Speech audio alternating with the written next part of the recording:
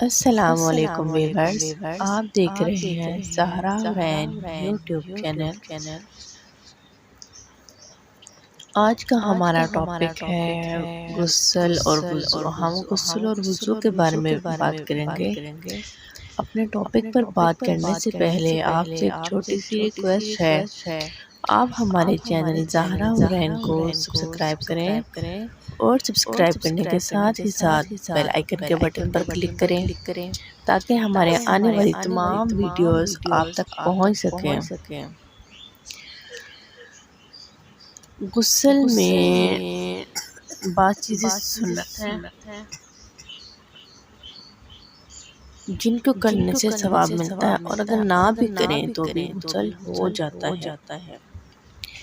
جیسے کہ سارے بدن پر پانی ڈالا جائے اور کلی کر لے اور ناک میں پانی ڈالا جائے تو غسل ہو جائے گا، پھر چاہے غسل کرنے کا ارادہ ہو جائے اور چاہے نہ ہو۔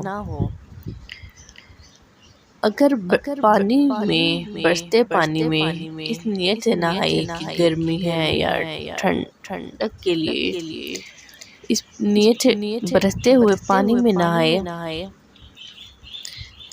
کھڑی ہو کر بارش میں نہا لیا یا حوض وغیرہ میں گر کر نہا لیا اور سب بدن بھیگ گیا اور کلی بھی کر لی اور ناک میں پانی ڈال لیا تو غسل پھر بھی ہو جائے گا۔ اگر نہاتے وقت کلی نہیں کی لیکن خوب منہ بھر کے پانی پی لیا کہ سارے بدن میں پانی پہنچ گیا تو بھی غسل ہو جائے گا۔ بہتا ہوا پانی پاک ہوتا ہے، اس سے غسل اور وضو کرنا جائز ہے۔ غسل اور وضو ہو جاتا ہے۔ بڑا بھاری حوض جو 10 ہاتھ لمبا اور 10 ہاتھ چوڑا ہو اور اتنا گہرا ہو کہ چلو بھر پانی اٹھائیں تو زمین نہ کھلے، یہ بہتے ہوئے پانی کی مثال ہے۔ ایسے حوض کو دہ در دہ کہتے ہیں۔ اگر اس میں ایسی نجات پڑ جائے جو پڑ جانے کے بعد دکھائی نہیں دیتی، جیسے پیشاب، خون، شراب وغیرہ، تو چاروں طرف وضو کرنا درست ہے، جدھر چاہے وضو کر لے۔ اور اگر ایسی نجاست پڑ جائے جو دکھائی دیتی ہے، جیسے مردہ کتا، تو جدھر پڑا ہو اس طرف وضو نہ کریں، اس کے سوا اور جس طرف چاہیں وضو کر لیں۔ وضو غسل کرنا جائز ہے۔ اگر 20 ہاتھ لمبا اور 5 ہاتھ چوڑا یا 25 ہاتھ لمبا اور 4 ہاتھ چوڑا حوض ہو، وہ بھی دہ در دہ کی مثال ہے۔ چھت پر نجاست پڑی ہے اور پانی برسا اور پر نالا چلا، تو اگر آدھی چھت سے کم پر نجاست ہے، کم ناپاک ہے، تو وہ پانی پاک ہو جائے گا۔ جس طرح آدھی چھت پر نجاست ہے اور وہ حصہ چھوڑ کر باقی حصے کا پانی اس کے ساتھ ہم وضو غسل کر سکتے ہیں۔